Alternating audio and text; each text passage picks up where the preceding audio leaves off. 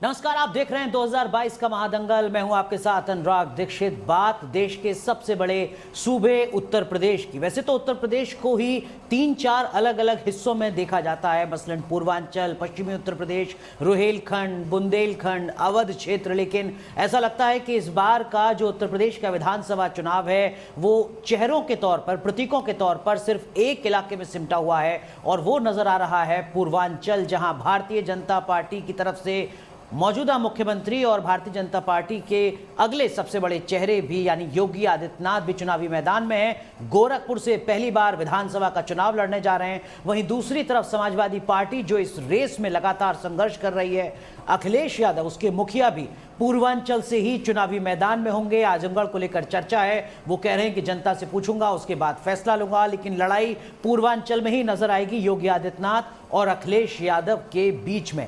ऐसे में क्या कुछ इस लड़ाई का मतलब नजर आता है यूपी विधानसभा चुनाव में, समझेंगे जरा गणित और आंकड़े क्या कुछ कहते हैं। एक खास पैनल हमारे साथ जुड़ेगा। हमारे साथ वरिष्ठ पत्रकार एनके सिंह जी हमारे साथ जुड़ेंगे एक्सिस माई इंडिया के सीएमडी प्रदीप गुप्ता जी, और साथ ही साथ जुड़ेंगे वरिष्ठ चुनाव विश्लेषक अजीत शुक्ला जी। आप तीनों का बहुत बहुत स्वागत। चर्चा की शुरुआत करें, लेकिन उससे पहले आज के इस बड़े सियासी घटनाक्रम से जुड़ी ये रिपोर्ट देखिए।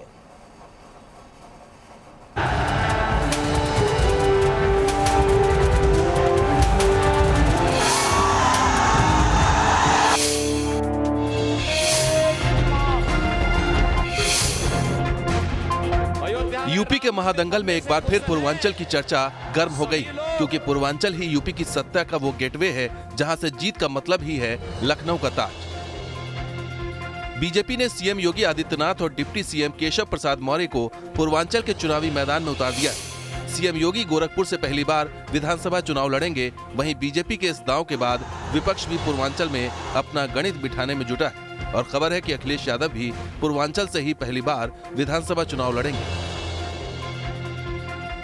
सूत्रों के मुताबिक अखिलेश यादव आजमगढ़ जिले की किसी सीट से विधानसभा चुनाव लड़ सकते हैं, क्योंकि आजमगढ़ एसपी का गढ़ माना जाता है और अखिलेश यादव खुद यहां से सांसद भी हैं। हालांकि अखिलेश यादव ने फिलहाल पत्ते नहीं खोले।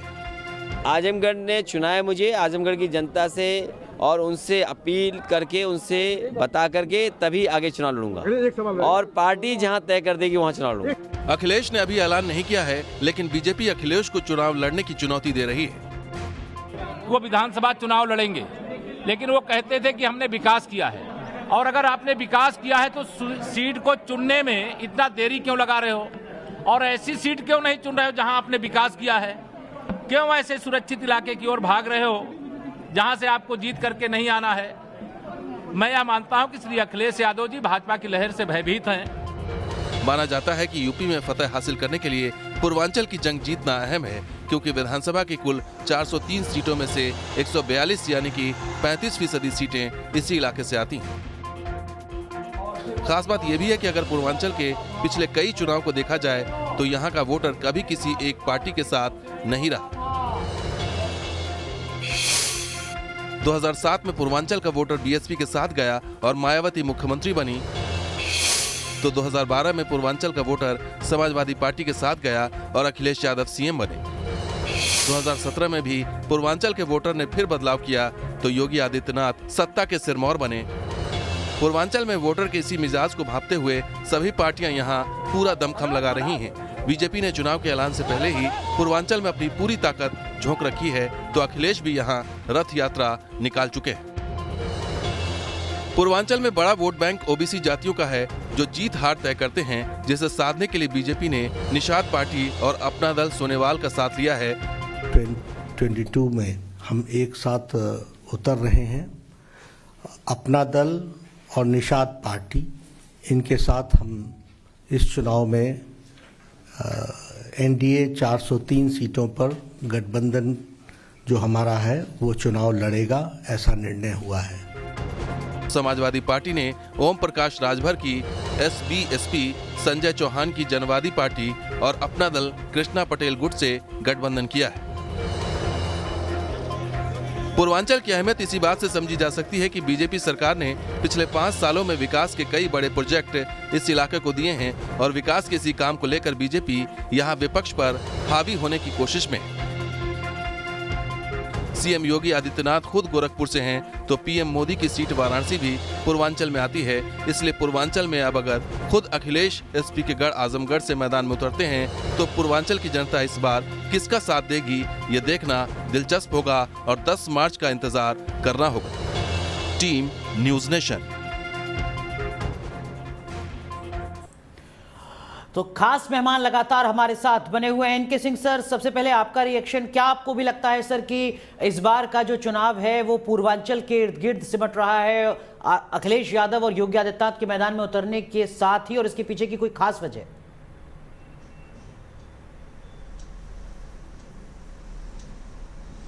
वजह बड़ी 2-3 है। अगर आप कभी भी चुनाव का विश्लेषण करें पिछले 20 सालों का, बहुत स्पष्ट नजर आ जाएगा अनुराग कि सोशल स्ट्रेटिफिकेशन, सामाजिक जो स्तरीकरण होता है वो इसलिए कि एग्रेरियन सोसाइटी रही है, गरीब रही है, नतीजा और फ्यूडल रही है, लिहाजा सोशल स्ट्रेटिफिकेशन, सामाजिक स्तरीकरण ईस्टर्न यूपी में बहुत ज्यादा रहा है। नतीजा ये हुआ कि छोटी छोटी कास्ट और वैमनस्यता ज्यादा है समाज में।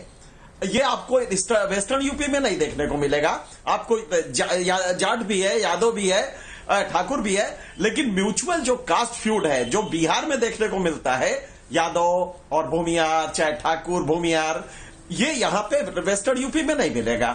ईस्टर्न यूपी में उसकी झलक आपको मिलेगी और सेंट्रल यूपी के कुछ पार्ट्स में मिलेगी। तो ये दोनों इलाके जो हैं, आप गौर कीजिए, 156 सीटें ऐसी हैं जो पिछले चुनाव में बीजेपी ने 20,000 के मार्जिन से जीता है। इसमें से बड़ा चंक है ईस्टर्न यूपी का। तो अगर अखिलेश यादव कुछ टाइप 16 पार्टियों से अखिलेश यादव ने टाइप किया है, ये अगर मान लीजिए कि 20-20 हजार, 40-40 हजार वाली भी पार्टियां हैं, तो आप जरा कैलकुलेट कीजिए। और कहा यह जा रहा है कि 10% अगर वोट स्विंग हो जाते हैं बीजेपी से किसी बड़ी पार्टी की तरफ, तो वो सरकार बना लेगी और बीजेपी 200 से नीचे चली जाएगी। यही इंटरेस्ट है अखिलेश यादव का कि वो भी ईस्टर्न यूपी में जोड़ लगा रहे हैं, और पूरा का पूरा मोदी जी, योगी जी, सभी लोग ईस्टर्न यूपी में इस समय लगे हैं, क्योंकि कास्ट वाला जो वेरिएबल है वो इनके लिए बेहद इंपॉर्टेंट है, इनको मैनेज करना। बिल्कुल बिल्कुल। तो 2017 के भी आंकड़े बताते हैं कि तकरीबन 47 सीटें ऐसी थी जहां पर हार और जीत का जो फासला था वो 5,000 वोट से कम का था। लेकिन प्रदीप सर, पूर्वांचल के बारे में यह भी कहा जाता है कि यूपी में जिसने पूर्वांचल पर बढ़त बना ली उसने सूबे में सत्ता हासिल कर ली। 35% के आसपास सीटें हैं अकेले पूर्वांचल में। क्या ये आपको एक बड़ी वजह नजर आती है सर? क्योंकि अखिलेश यादव तो बदायूं से चुनाव लड़ सकते थे, सैफई से चुनाव लड़ सकते थे, इटावा, जसवंत नगर की किसी और सीट से चुनाव लड़ सकते थे। देखिए, 3-4 बातें हैं प्रमुख। जैसे आपने बताया, पूर्वांचल में 35% सीटें यानी कि 142 सीटें वहां से आती हैं। वो सबसे बड़ा शेयर जो पाई है उत्तर प्रदेश की 403 सीटों का वो है। तो उस हिसाब से लिहाज से तो पूर्वांचल प्रमुख और बड़ा है। बड़ी बात यह है जो आपने अखिलेश यादव के संदर्भ में या समाजवादी पार्टी के संबंध में बात करी, तो आपको समझना पड़ेगा कि इस पार्टी का जो सामाजिक आधार है, जिसको हम कहते हैं कि MY फैक्टर है, तो जो MY फैक्टर है वो वेस्टर्न यूपी को देखें जहां पे कि 136 सीटें हैं, यदि तीनों रोहिलखंड और ब्रज और दोआब को मिलाया जाए, जिसको हम पश्चिमी उत्तर प्रदेश कहते हैं, तो 135 है, वहां भी कम सीटें नहीं है। लेकिन फर्क क्या है वहां और यहाँ में? जो उनका सामाजिक आधार है, जो कि MY फैक्टर है, वो वहां पर संख्या जो है 30 के ऊपर लेके जाता है, यानी करीब 35% तक लेके जाता है। अच्छा, ईस्टर्न यूपी में भी वो ठीक है, 16 मुसलमान और 14 यादव हैं, वो 30 होता है। बट यहाँ सबसे बड़ा बट और किंतु परंतु है, यहाँ की दिक्कत ये है कि ये जो 30% है उसका करीब 40% के ऊपर कंसोलिडेशन अकेले एक जिले में है। 24 जिलों में से अकेले आजमगढ़ के अंदर है। इसका मतलब ये हुआ कि जो equal distribution of MY factor है ईस्टर्न यूपी के अंदर, वो वैसा यूनिफॉर्म नहीं है जैसा कि पश्चिमी उत्तर प्रदेश में। उसका सबसे अच्छा उदाहरण ये है कि 2017 के चुनाव में समाजवादी पार्टी ने कांग्रेस गठबंधन के साथ 47 सीटें समाजवादी पार्टी ने जीती, 7 सीटें कांग्रेस ने जीती। इस पूर्वी क्षेत्र से समाजवादी पार्टी केवल 15 सीटें आई, 47 में से 15, आप समझिए चीज को। उसके उलट उनका जो वोट शेयर था यहाँ पे 22% था और पूरे प्रदेश में भी उनका वोट शेयर 22% था। तो आप चीज को समझिए, 22% होने के बाद भी उनकी सीटें केवल 14 हैं और पूरे प्रदेश में उत्तर पूर्वी को छोड़ के उनकी सीटें पश्चिमी उत्तर प्रदेश से सबसे ज्यादा आती हैं, जो कि टोटल 45 थी। इसका मतलब वहां से 32 सीटें आ रही हैं। तो आप इस गणित से समझ सकते हैं। तो इसको पश्चिमी उत्तर प्रदेश में तो उनकी जो सामाजिक आधार है और ताना बुना है वो अपनी जगह दुरुस्त है।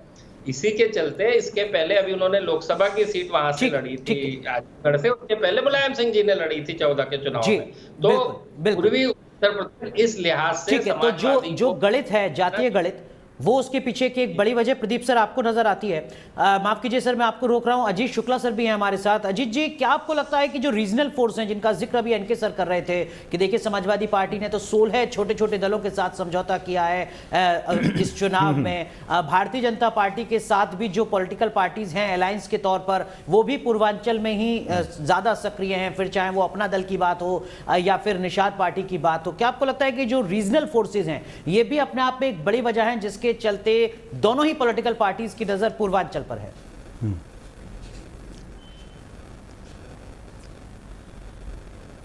देखिए अनुराग जी, सबसे पहले ये बताएं कि जो पूर्वांचल का पूरा ताना बाना है वो जो एक कॉम्प्लेक्स कास्ट डायनेमिक्स है उस पे है। आप पिछला 3-4 इलेक्शन उठा के देखिएगा तो बहुत सारी सीटें जो है वो बड़े ही कास्ट कॉम्बिनेशन से लड़े जाते हैं और जीते जाते हैं, चाहे जो भी पॉलिटिकल पार्टी रही हो, या बसपा जीतती रही हो, या सपा जीतती रही हो, या भाजपा जीतती रही हो। हर पिछली बार भी उन्होंने अपना दल से गठबंधन किया था बीजेपी ने, और अभी जो है अपना दल और निषाद दल दोनों से किया है। उन्होंने जो है राजभर की पार्टी जो है उससे गठबंधन किया है। तो कास्ट कॉम्बिनेशन, जो छोटी छोटी जातियां हैं उनके अंदर में ये जो अपने राजनीतिक चेतना और सामाजिक चेतना जो आई है, वो राजनीतिक भागीदारी जो चाहते हैं, इसके लिए बहुत ज़्यादा एग्रेसिवली वो ग्राउंड पे वो वोटिंग करते हैं। ग्राउंड पे उन लोगों का एक कार्यकर्ताओं का समूह है। लेकिन राजभर, जहाँ तक मुझे लगता है कि जो जितनी भी छोटी छोटी पार्टियां हैं इनका तो महत्वपूर्ण भूमिका है ही, लेकिन इस इधर बीच भारतीय जनता पार्टी ने इन सब छोटी छोटी जातियों में इनरोड किया है। और अभी से नहीं, ये लगभग 30 वर्षों से ये चल रही है, ये परंपरा चल रही है। तो वो जो है 2014 में या 2017 में या 2019 में उसका क्लियर रिफ्लेक्शंस देखने को मिला। और एक मैं आपको उदाहरण देता हूँ, बहुत ही सटीक उदाहरण देता हूँ। एक सीट है, मैं एक गाजीपुर की एक सीट है मोहम्मदाबाद में अगर आप देखेंगे तो मोहम्मदाबाद में पिछली बार जो है हुआ क्या था कि बीजेपी और अंसारी बंधु में फाइट हुआ था। वो बसपा से लड़ी थी चुनाव। ये अंसारी बंधु बसपा से चुनाव लड़े थे और वहाँ पे भाजपा ने अलका राय को कॉन्टेस्ट कराया था। वहाँ पे यादव वोट जो है, जबकि अंसारी बंधु का स्ट्रॉन्ग होल्ड है वो, तो वहाँ पे हुआ क्या कि बसपा से कैंडिडेचर होने की वजह से यादव मतदाता जो है वो वहाँ पे उल्टा पोलिंग किया, वो अगेंस्ट में बीजेपी के फेवर में पोल किया, थोड़ा एक माइनर परसेंटेज। और जो राजभर वोटर्स था उसने एग्रेसिवली जो है पोल किया भारतीय जनता पार्टी को।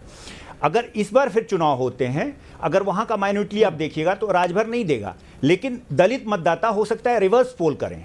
तो आप अगर दूसरा एक मैं बहुत अच्छा उदाहरण दे रहा हूँ वहाँ का, जैसे कास्ट डायनेमिक्स होता है, कास्ट मायने रखता है, लेकिन अपार्ट फ्रॉम कास्ट जो वोटर्स होते हैं, जैसे 60% वोटर होते हैं वो ट्रेडिशनल वोटर्स होते हैं, उसके अलावा रैशनल वोटर्स भी होते हैं, फर्स्ट टाइमर वोटर्स होते हैं जो हर चुनाव में फ्लोट करते हैं। तो आपको ये चीज़ बहुत गौर से देखना होगा। जैसे कास्ट कॉम्बिनेशन भले ही 40% के आसपास हो किसी भी पॉलिटिकल पार्टी का, लेकिन उसका वेरिएशन सब देखने को मिल रहा है। अब नैरेटिव्स पे चुनाव लड़े जाते हैं। जैसे मैं अभी जस्ट जो है वो जो बनारस में था मैं 2 हफ्ते पहले, तो बनारस में मैं एक यादव मतदाता से पूछ रहा था कि आप किसको मतदान करेंगे। उन्होंने, यादव मतदाता ने बताया कि मैं भाजपा को वोट दूंगा। मैं बोला कि भाई यादव सपा का लहर चल रहा है, अभी आप उनको क्यों वोट दे रहे हैं? तो उन्होंने मुझे बताया कि नहीं, आप एक चीज़ बताओ, जब सपा का राज था उस समय में, जिस समय में 102 अलग-अलग क्षेत्रों की अपनी दलील है, वाहन थी उसके बहाली के लिए, ज्यादातर जो है कन्नौज और इनके सर हाँ, इन तमाम जातीय समीकरणों और के उसके साथ बाद साथ जस्ट क्या आपको लगता है कि अब जो just बड़ा एक- मुद्दा रहने वाला है विमर्श में, वो रहने वाला है भारतीय जनता पार्टी की तरफ से ये कि देखिए राहुल गांधी भाग जाते हैं केरल और अखिलेश यादव आ जाते हैं आजमगढ़। क्या आपको लगता है कि ये एक बड़ा विमर्श का मुद्दा होगा? क्या ये बड़ा विमर्श का मुद्दा होगा कि लड़ाई आजमगढ़ बनाम गोरख पीठ के मठ के बीच की है? एक अलग तरीके की तस्वीर पेश करने की कोशिश की जाएगी। इनके सर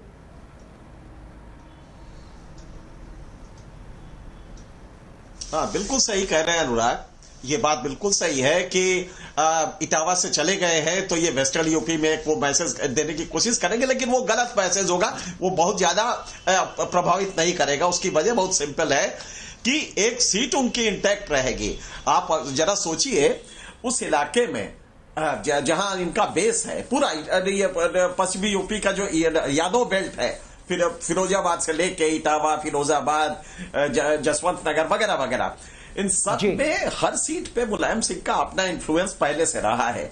इसलिए वो वहां इसलिए जा रहे हैं कि मैसेज जाए वहां पे, यादवाइजेशन के प्रोसेस में मैसेज जाए। मुझे नहीं लगता इसमें कोई टैक्टिकल, इससे कोई बीजेपी गेन हो जाएगा।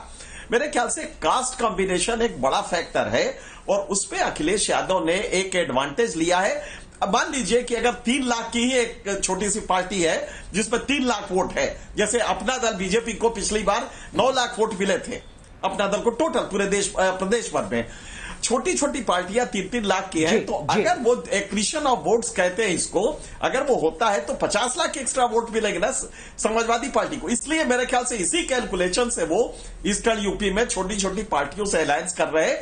डेमोक्रेसी के लिए कितना अच्छा होगा ये मुझे नहीं मालूम। ये अपने आप में एक बड़ी वजह है जिसके चलते समाजवादी पार्टी ने रुख किया है पूर्वांचल का। माफ कीजिए सर, आप तीनों का बहुत बहुत शुक्रिया। समय थोड़ा कम है, इस मुद्दे पर आगे विस्तार से चर्चा जरूर करेंगे। एक छोटा सा ब्रेक, 2022 के महादंगल में आज के लिए बस इतना ही।